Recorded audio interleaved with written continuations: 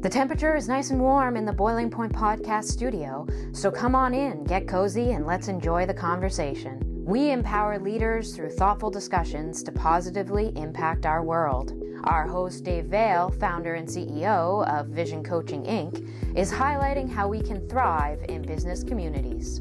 Our conversations with leaders, entrepreneurs, and inspirational storytellers are shining a spotlight on empowerment. Joining Dave this week is our special guest host, David Savoie. Take it away, Dave and David. I'm back with my guest co-host, David Savoie. Greg Hemmings is not here. He's doing something very cool right now. For people that don't know you, David, man, you do a whole bunch of cool things, such as run a construction company. You are chair of French Health Network Vitality, right? Yeah. As of my first meeting is coming up in a few days, and see if leadership learned into the private sector can help the public sector. Think of things differently. And I'm also on the Conseil économique du Nouveau-Brunswick, also on the YPO board in Canada, which is a leadership organization. And father of three, and husband and brother, and all that fun stuff. Wine lover, but it has to be special types of wine. Yeah. And my story there is showing up to a camp in Miramichi, and I bought wine. I thought I was buying some high-end good wine, and I brought it in, and David said, "Put that back in your car. We'll drink real wine." He bought some wine. So I was like, okay. But I brought you on to new grapes you never heard of. You said the regular stuff that everybody knows. You educated me. Like, I'm like a whole new guy now.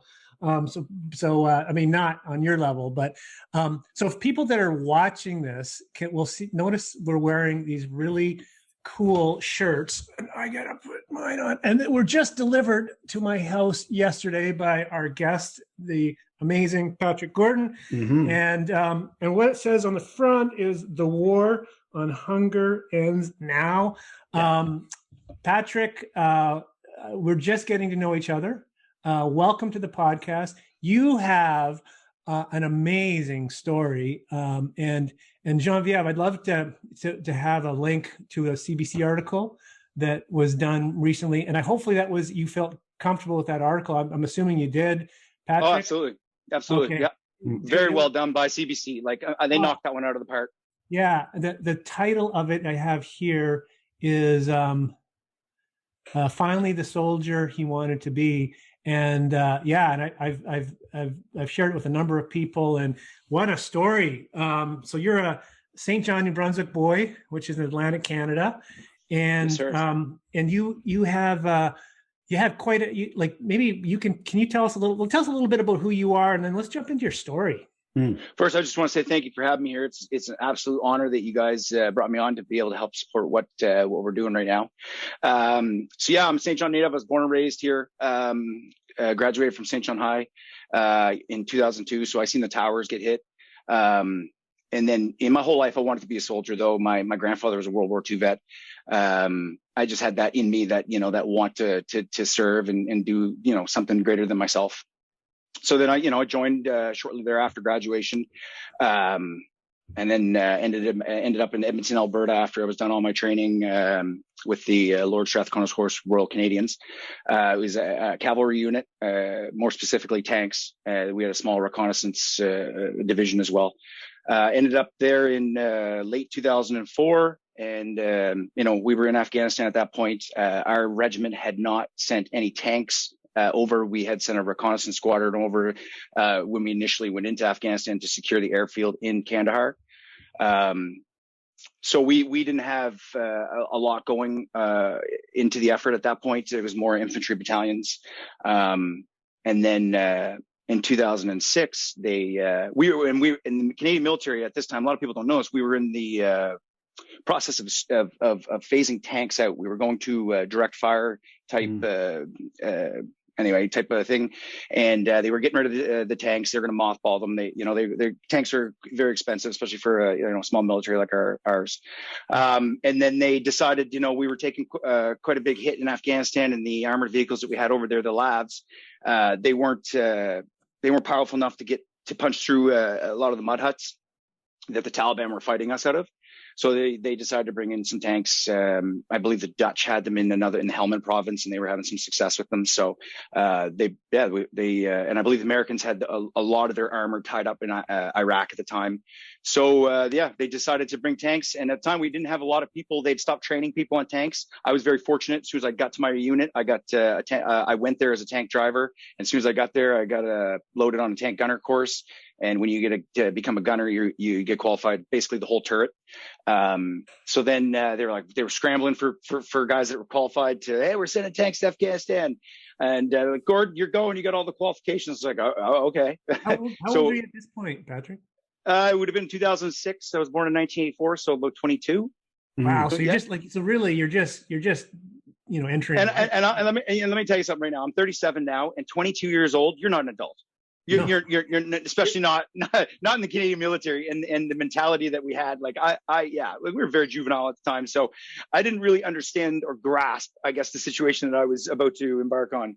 Well, and because you in the article you talk about like like watching Commando and thinking of Arnold Schwarzenegger and kind of having an impression of what it would be, and then my sense is you start slowly as you're in Afghanistan and seeing what you saw and experiencing it's different.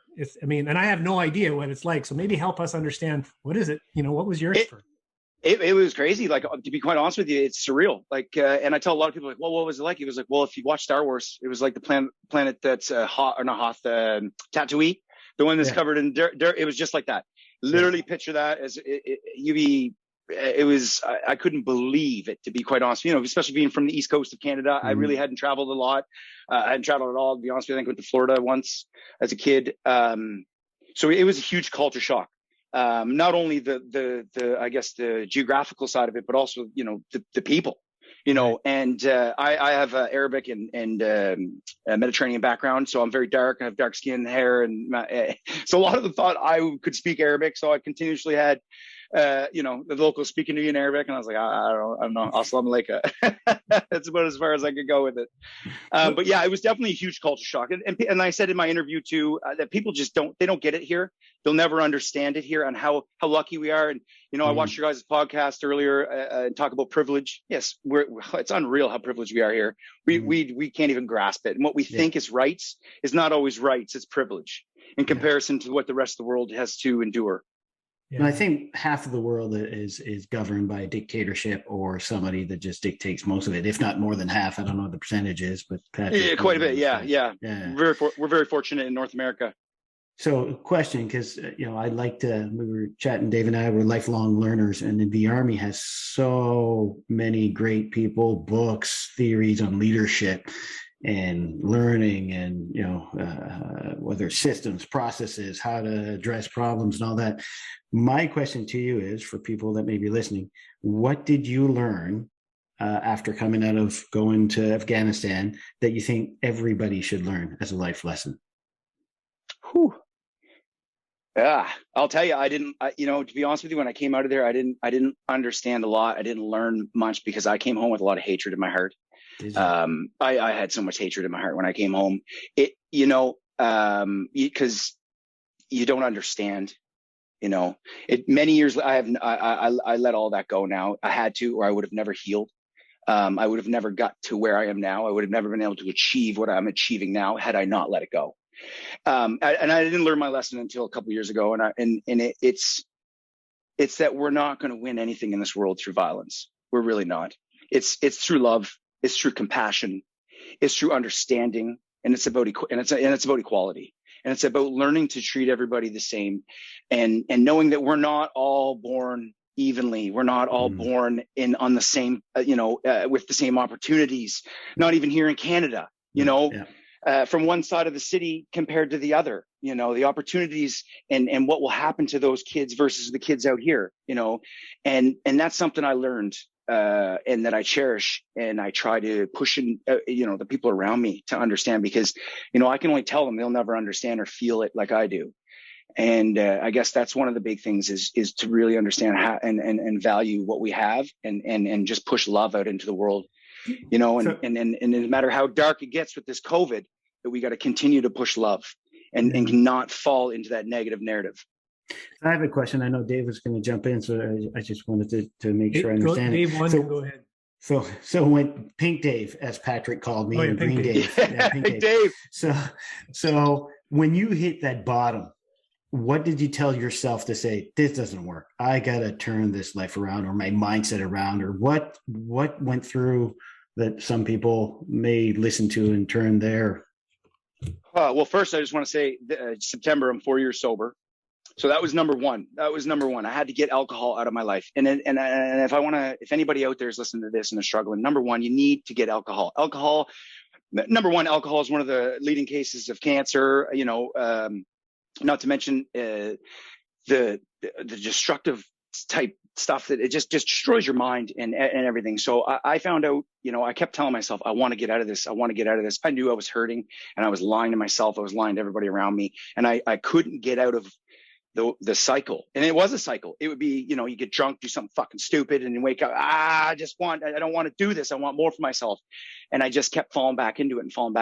And I was on top of a mountain, believe it or not. I was in Alberta. I went to visit my best friend in Cochrane, and we're big hikers, and we went out to a mountain. It was my first mountain, and I went out there to visit a friend of mine who was on his way to Mali. And I was like, at this time I picked sobriety in September, and I had fallen off a few times. And I was like, I'm going to have a beer with him. Because I felt at that time, that's how friends celebrated things, right? That's how friends enjoyed each other's company, was through alcohol. And I was like, I may never see him again. And then when I got on top of this mountain, before I even seen this guy, I don't know what it was, what came over me. At that moment, I decided that I'm done. There is no ticky tacking, I'm done. If I sleep with a snake in my bed long enough, it's going to fucking bite me. I'm out. And then I decided that I needed to reinvent who I was, because not only did I think that alcohol was something I needed to be social, be a friend, be everything, the rest of the world thought it too. So, especially being an East Coaster, the first thing you think about when you're doing any sort of activity is like, we got to go to the liquor store. Mm-hmm. So that was a huge, obstacle for me to get around, was learning how to be happy without the stuff that people think makes them happy. What's amazing, as I'm listening to you, my father he lives up in the Yukon, and he follows CBC New Brunswick, and he shared your story with me before you shared the CBC story, right? And what he said, he goes, man, can you imagine, like, you come back, and you're so open about your story, which is so cool, and I'm thankful for that. That, and the lessons other people can draw from it. But, the fact that you really had an opportunity to say, you know what, life has been hard on me, and I can I deserve this. Or be a victim of it, right? Or live in a victim mentality. Absolutely. Right. And then he said, but he chose not to. This is my father, are texting back and forth. And he goes, can you imagine? And we had this conversation, and it was like, it would be easy to be a victim, and people would understand, right? But you first, you chose not. I have this is a great sob story. Okay, absolutely. Yeah. But you chose not to, and you chose to turn it into a passion, and you're I can tell you're a very passionate person. But what was the process of doing that? Like, was it literally like you just figured it out, or I had to get alcohol in your life because obviously that wasn't helping you, that was dragging you down. And then you'd show a picture in the article, or you share a picture where you're a fit guy. I was just talking earlier about seeing you run, but you got pretty heavy. And I was 300 pounds by the time I left the service. Wow. And I walk around right now at 190 pounds. Right. I joined the military at about 215. I was young. I was a football player, linebacker, but I was like 215, 220 in shape. And yeah, it just, the amount of medication they had put me on stole everything from me. Wow. Stole my physical fitness. It stole my brain. It stole my manhood. Couldn't even get an erection. I fell further and further into my addiction of alcohol. And, I was predisposed to it as well. My father passed away when I was young as well. He left us for the bottle. And, my whole life, I didn't want to be that. And I ended up being that. Mm. And that was a big thing for me to turn around and look at and go, what they, and then I had a little boy come into my life. And I just see myself in that kid, and I'm like, fuck, yeah. I got to be better than all the people that failed me. So it's that amazing. That really helped me. It's amazing what we can all three of us can relate to being a father, and it's amazing how powerful that is, eh? Oh, there's nothing in this world, and there's nothing more important in this world than being a parent. You're literally sculpting a human, and whether they're going to be a good human or a bad human, like you're literally turning them into what they will be in the future. And, you know, a lot of us don't understand that. We don't realize that they're just sucking up everything that you're putting out, and all this negativity that's out there in the world right now. And mom and dad are continuously glued to their fucking phones, and the kids are seeing it. And it's just like, we're in for a world of hurt in a few years. I can tell you that much. So you decided to do something positive though, right? I did. Oh, what? Yeah. When that was it, because of that, because I was like, man, this stuff is, you know, it was getting bad. It was like the negativity out there. Like, so I decided, you know what, man, this isn't me. I've come too far to allow myself to go back. And, you know, we went into the pandemic and I was already 2 years sober. Thank God. Because I don't know what that would mean. They kept the liquor stores open during a pandemic. Like that to me is, again, we talk about leadership. I don't know that our politicians have any, but anyway. Essential service. Yeah. Essential service, right? Yeah, right on. Go eat some McDonald's and smoke darts during a pandemic where it affects your lungs. Because Patrick was saying, you know, the world is built for drinking, or North America is, and he said about negative and positive. If you study media, negative media outsells positive 5-1. So the whole system, absolutely, of Facebook, Twitter, and all that, it's all negative, right? So it's like people tell me I'm a positive guy, and I try, but you're swimming against the current out there if you follow social media. You're absolutely right. And it's hard sometimes not to fall into it, because all you want to do is I just want to tell that person there's such a and then you're like, I don't know how many times nowadays I made a rule for myself. It's okay to read the comments, but you do not comment. You know, you just don't, because all you're going to do is you're going to leave yourself with this empty feeling. You know what I mean? Like this unresolved feeling, which then just picks at you at the back of your head. Yeah. So I don't bother with it. I try not even read the comments nowadays, because the majority of them I don't. Yeah, they're horrible. Horrible how the negativity someone can spit out when they don't have them sitting in front of you. You know what I mean? Oh, yeah. You know what? I've always thought that, you know, and I mentioned this to my kids, like, can you imagine what kind of place you'd have to be in to put a shitty comment out there to someone else, you know, like, and that's it. They're just horrible humans. Better. Like, they're just hurting. There's something wrong with them. You know what I mean? Like, they're hurting. Yeah. I don't even get it. Right. Like, I just like, I would, you know, like, I mean, like really negative comments. I mean, it's one thing to have a difference of opinion and debate. But I'm talking about people, like my son was on a TV show a number of years ago, Canada's Smartest Person Junior, and there were people.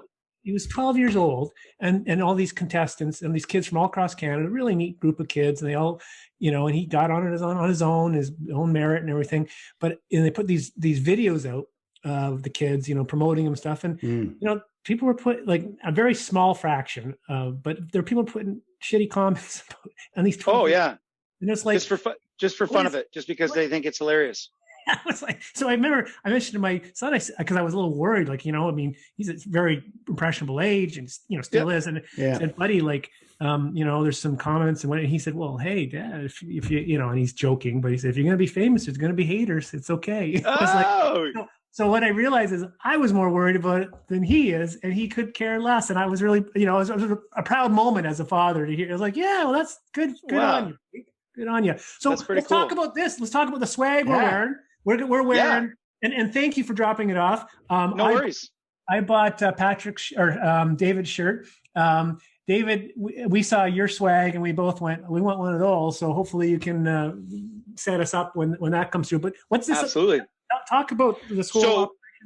When we first started, I needed some sort of like a uniform type, you know, so I went to a friend of mine. His name's Andrew Holmes, and he started Love Over in St. John. I don't know if you guys are familiar with that. During the whole, you know, the backlash down the United States and the BLM, and you know, he's just decided, you know, he wanted to do something but not negative. He wanted to bring in the same idea, spread some love on some people. And I seen that, I was like, I got to talk to this guy. You know, I got to go talk to him and tell him what I'm all about, and see if he can get on board. And he did. And he decided he was going to create Love Over Hunger for us with Operation Feed SJ on the back, and that every one of them sold, he's going to give the money right back to us, which is an amazing initiative, amazing human being. But we got to a point where, I'm a soldier, and I feel that the objective that we're trying to achieve we need to be a little more aggressive.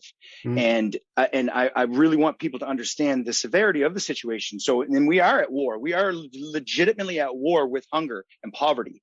And I felt like, I didn't want to use the term war and mix it with love. And I didn't want it any way to be controversial. So I decided that we needed to create our own line, and that we could, be a little bit more, I guess, in control of it and able to make more profit off of it. And I decided, WOH, in the military, we love acronyms. So War on Hunger. And my graphic designer, Sienna Potter, she's an amazing human being. My partner, she come on, and her skills are unmatchable, man. She's created this for us, and we're going to run with it. So Patrick, I know both of you are from St. John, and we're not going to fight today. No war, love. We're not going to fight what's a better city, Moncton or St. John. But anyways, St. John, for the listeners, is what, about 100,000 people, more or less? I would say probably closer to 80, but 80, yeah, okay. Who knows? And you said we are at war. So out of 80,000 people, because you're in that St. John market, how many are touched or challenged with hunger? Like what, just so people understand. The national average study that was done by the CBC and the University of New Brunswick in, I think it was 2018, the national average in our country was 14% poverty. Wow. St. John itself was at 22 and might as well say 23%. And that was prior to COVID. So that's almost a whole, 10% difference than the poorest places outside of St. John. They said something about almost 18,000 almost 19,000 families or children living in deep poverty, which is like there's nothing in the fridge, which is kind of insane to think, that we live in a modern civilization in this beautiful city of St. John, and it's also located next to what is voted the safest, with some of the richest people in Canada living in, to me, that just doesn't seem right. So I can only imagine. And a lot of the people that I speak with, in the school systems where I deliver my food, they've said it's gotten immensely worse since COVID happened. So, I dare to say, I'd like to see the statistics on it. Hopefully someone does a study here sooner than later. So how do we win the war? What do we do? Well, to be honest with you, man, my strategy is I don't really believe that we'll ever be able to take that number and change it unless you start, you'd need the logistics behind it. You need to get mom and dad out of poverty. You need rehab. You need retraining. It's impossible, right? So my idea is that, well, then we start with the kids. The kids is who, mom and dad should have their shit together, period. I have little remorse for mom and dad, but everybody has a story. So, depending, right? But those kids, they don't get to decide. They don't get to decide where they're born. They don't get to decide where mom and dad put their money. They don't get to decide if mom and dad's had trauma or drug addiction or all that. They don't get to decide. They're just kids. And, when little Johnny over here goes to school and then he sees this guy over here, oh, I got an iPad for Christmas. And this guy's like, I don't even got fucking food in my cupboard. That's not cool, man. That's not equality. I don't even know what that is. That's disgusting. So to me, I feel like in order for us to break that cycle, we really need to focus on the children. We need to put food in right directly in the hands of those kids so that, mom and dad, I hope that they want to help, but so we change the way the kids see us. We not only are we feeding them, we become male and female positive role models in the community. So then they see guys that are like, oh my God, these guys have been to war. I'd like to try to recruit more veterans. These guys are bad, what people consider badasses. And then they start maybe idolizing us more than what they idolize. Like I said earlier, the kids they just pick up everything we put down. Right. So maybe the more we're in the community, the more they see us and strive to do better. Hopefully we can do it that way. Other than, I don't see how we can, other than that is just give those kids something more to look at, something more positive. Yeah. It's interesting. One of the things that I was shocked at, and there was a stat, I don't even know what it is, but around food scarcity and, and just how prevalent it is. And it is a shocking statistic, to think that you're not sure where your next meal is coming from. And if it's coming, and to be a child in that, I agree. It's completely, it's wrong. And it's scary. but you saw that, like, what was it? Because there's a lot of really good causes out there, but what was it about this particular one that really appealed to you and you wanted to dig into? Well, my friend is a guidance counselor at St. John the Baptist, and we were at the gym one day, and she was telling me about the situation and how bad it was, and they're them taking money out of their own pockets to buy food, and that's at every school now. I know now, that every school has that issue, has pockets of poverty, but there was 5 really bad ones in the Uptown area: St. John the Baptist, Prince Charles, Prince Elizabeth, Centennial, and Hazen White St. Francis. So to me, I thought, there's food banks already set up in the city. So we're expecting, people at the very bottom of the income ladder to get in a cab or in a bus and go access this, that they're only allowed to access once a month. That's just not enough. If you're hurting and the price of rent and everything's going skyrocketed. So, what extra money you get, they're not going to want to spend it to go get it. Right. So why don't we, in my mind, I'm like I said earlier, let's attack the problem right where it is at the school system. Right. So then we can ensure we're getting that food in the hands of the kids, because mom and dad have to come pick them up, or somebody, not necessarily mom and dad, but somebody has to pick them up. There's no buses in the Uptown area. It's all walking. So to me, I'm like, all right, well, let's be really direct with it. Let's bring it to the schools. And then I got thinking, wouldn't it be nice to always have food here? Wouldn't it be nice to have a food bank in the school? So we're coming up with an idea. We're brainstorming about mobile food banks.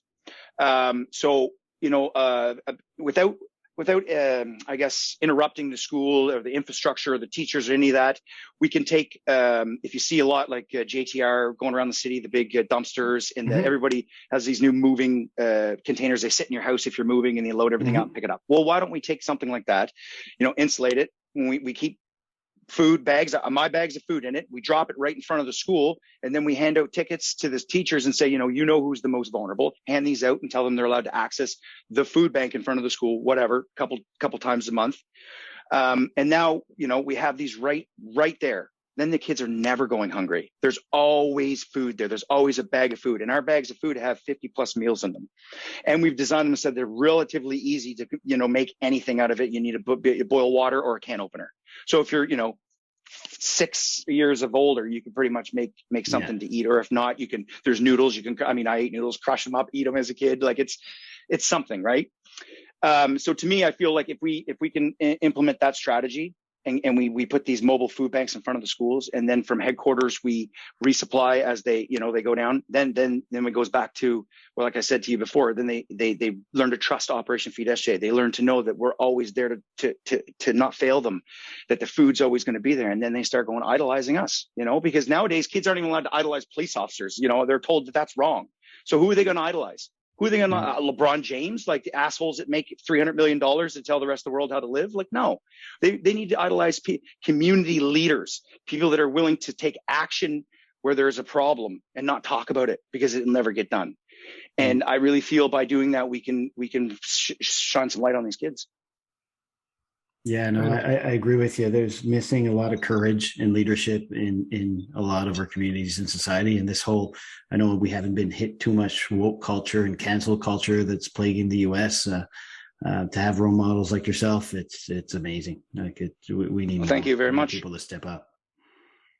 So so people that want to learn, I encourage people to read that article, CBC article that we'll post up here, because there's also a video. Did you see the video as well? There's a video on it as well, I believe. Right? Yeah, it was like almost 8-minute long, like little documentary type thing they did, which was extremely well done. How did it feel to just kind of see that in print and the video? I can't even watch it. I can't watch it. Really? I bawl every time I see it. I bawl. It just reminds me of where I used to be, Yeah. So it's hard to watch sometimes. It brings up some old memories, especially with everything with Afghanistan. I try to be as open I can about Afghanistan, my depression, PTSD, anxiety, my mental illness, because so many people hide from that, which it's not. You're not gonna hide from a broken arm. You're gonna put your cast on. You're gonna carry on. Yeah. Well, we need to be more open with mental illness, because doesn't make you not suitable. I don't know what the statistics are, but it's a huge number of humans will have some type of mental illness problem at some point in time or another in their lives. And a lot of them won't get over it, so being able to talk about it freely and openly, I think, gets a lot of the stigma out of the way, and especially someone like myself that's been, to war. Right. So Well, and you're right. You're right. Telling the story, and there's something about owning it, right? And you make, it's your narrative. You share the story, and you must feel like, it's a very powerful story, and it's a very brave thing to do. It's courageous. Oh yeah, I told the whole world I was an alcoholic and I got PTSD. Yeah, but I mean, that's not what I want people. I want people to think, hey, I can do it too. I'm struggling. Hey, I can get better. Hey, this isn't who I am. You know. Well, what I was wondering is that on some level, it must be freeing a bit. Not really, because I was always open.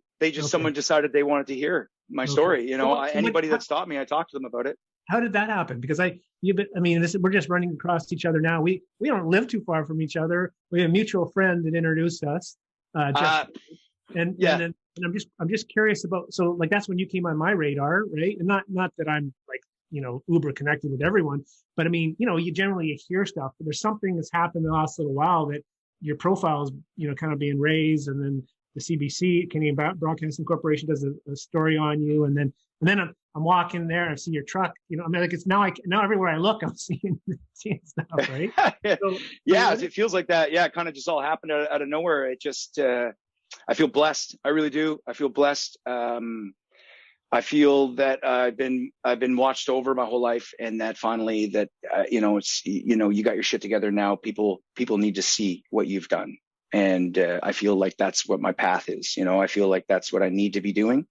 But as for how it happened with the whole interview, like Rachel Crave did the interview. She lives the street over from me, and she said that it was during the whole fall of Afghanistan and the crazy pullout of the Americans. So they were looking for somebody in the local area to do an interview of, and what they thought about the whole situation. And I happened to be, she said she just put in Canadian veteran, and I popped up with Operation Feed St. John. But who knows, right? So, and then, she fired me an email over Operation Feed SJ, do you mind having a quick chat? And then it snowballed into like, wow, we this is going on the national, and we're doing a big, and then ended up doing like 3 separate recordings. So it was cool. And then you came on The Boiling Point, and it really took off. Yeah, absolutely. Yeah. I'm sorry. Go ahead. No, you go. I was just saying, I'm super stoked to be here. Yeah, it's interesting because what you're really selling is to inspire change into people that don't have role models or mentors or coaches, right? That's absolutely. Yeah. It's feeding is secondary, which is awesome, but you're really trying to get people to decide that what they're doing is not enough, and they want a better sort out of life. I want people to realize their potential. I want people to be the best version of themselves that they can be, because so many of us are being cut short, and especially veterans. And I want to create an environment where veterans can come and use their skills, because to be honest with you, man, I'm not a fan of where the Legion's gone. I really feel that it needs to revamp itself, because modern veterans don't want any part of sitting in a hole and drinking. That's not what they want, right?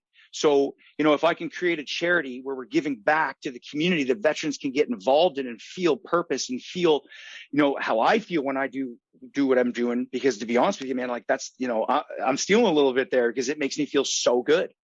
So if I can get them to come aboard, use the skills that they've learned in the service and help repair them, man, then we're on to something. That is cool. So what can, people listening do to not only learn more? I mean, we'll tell them how to learn more about the story if they're interested in going deeper, but support this or find out how they can contribute in some way. Well, we have a couple different ways. You can e-transfer money to us at operationfeedsj@gmail.com. We also have an awesome website that was built, again, by Sienna Potter, my amazing graphic designer. She built this all from scratch, www.operationfeedstjohn.com.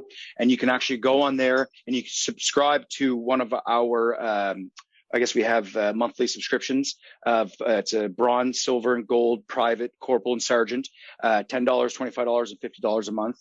And then it helps us become sustainable, because that's the biggest hurdle we're having right now is sustainability, is getting that money to be able to put food in kids' bellies, right? At the beginning, it was more or less, the legitimacy of us. People were like, oh, who are these guys all about? Like, what's Operation Feed SJ? But I feel that, we've really proven to the community that we're here, and we're here to stay, and we're here to actually accomplish something. And we've given over 25,000 meals away to date. So I really feel like you can't argue with that. So please go on our website and check us out and donate. Money is our biggest, we need money. And the other thing I picked up is, I don't know if it was in a email trail or it was on the article, but something about, it sounded like you needed a support, like an accountant or someone to support the back end. I did. So when the interview was being done, I was having some issues trying to get my charitable status. I had someone financially back us for our corporation and our not-for-profit, and also back us for the charitable status. It was just the logistics side, or I'm horrible with, I suffer from ADHD on top of, the PTSD and stuff. So for me, it's a daunting task to do this type of stuff. And I never, I'm a retired veteran that was set up for life. And now all of a sudden I created a job for myself. So a lot of times it gets really overwhelming for me, because I'm boots on the ground kind of guy. I'm hands-on. Let me go get this done. But sitting behind a desk with paperwork and computers, it's for somebody else. but you're actually talking to two guys who completely understand. Oh yeah. So I'm trying to surround myself with everybody that's able to help me out with that and volunteer their services.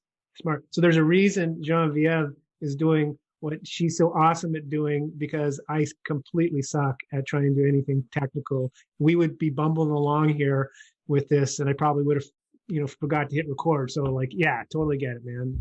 Oh yeah. Right. So people know where to find you. And St. John is it's not ST, it's SAINT.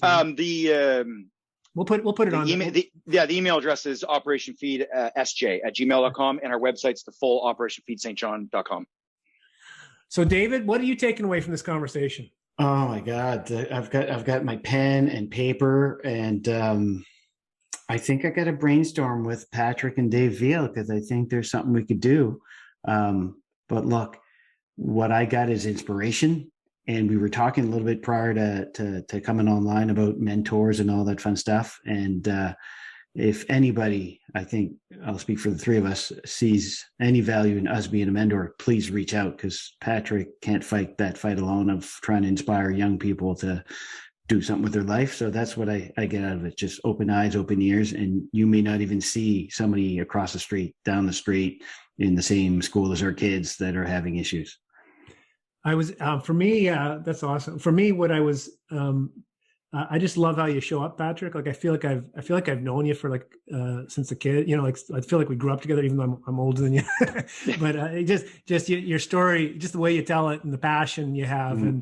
And we were talking to someone who talked about, earlier in the interview before about, the convergence of passion, credibility, and expertise. And it seems like you figure that out, but and just turn your life around, and man, it's very inspiring.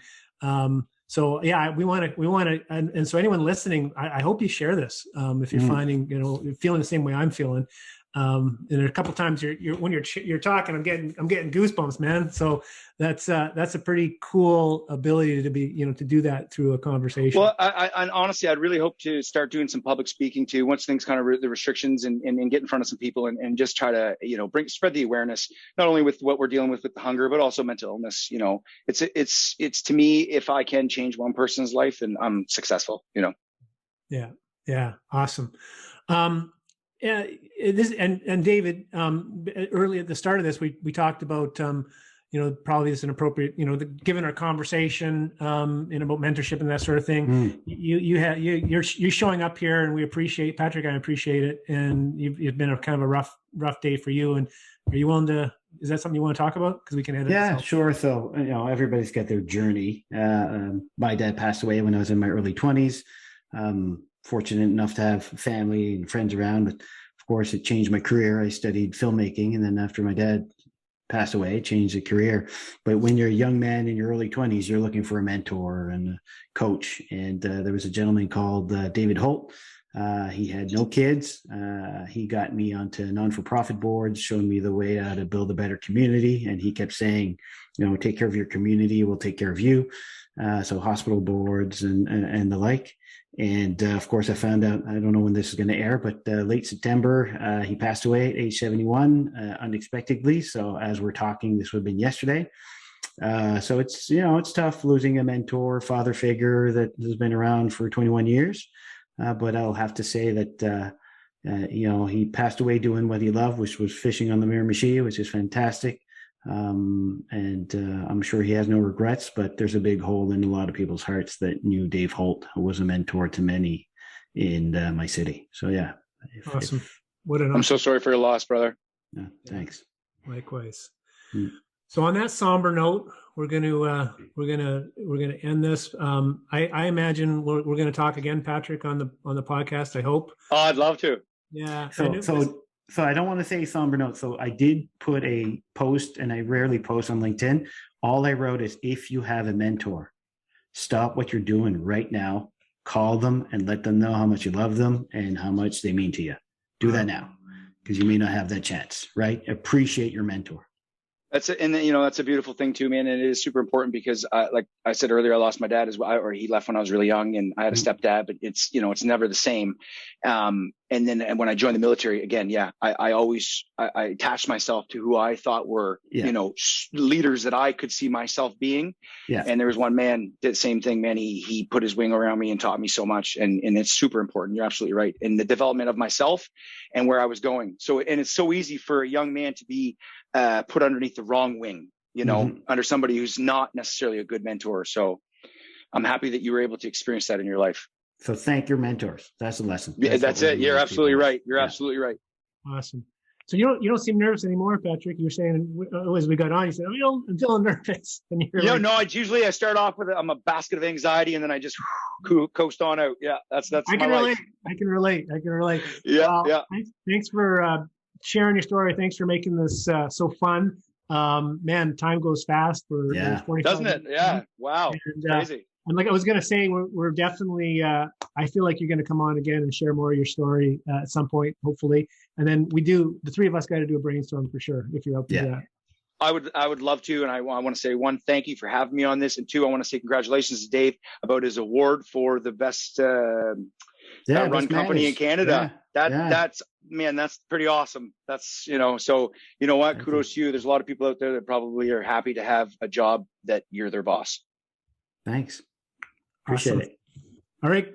And with that, Genevieve, can you gotta tell listeners how to listen, how to share, all that kind of stuff. Because I was thinking you were gonna get it. I was thinking you were gonna do it. Oh no, So to make sure that you catch up on everything Boiling Point, best place, head to our website, boilingpointpodcast.com. You can access all of our channels. We're on Facebook, LinkedIn, Twitter, and we release on every podcast channel. And then we also release the videos on Facebook and YouTube as well.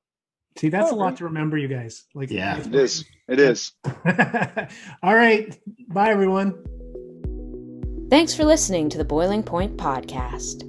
Remember to subscribe and rate our podcast on your favorite listening platform. To find out more, head to our website at boilingpointpodcast.com.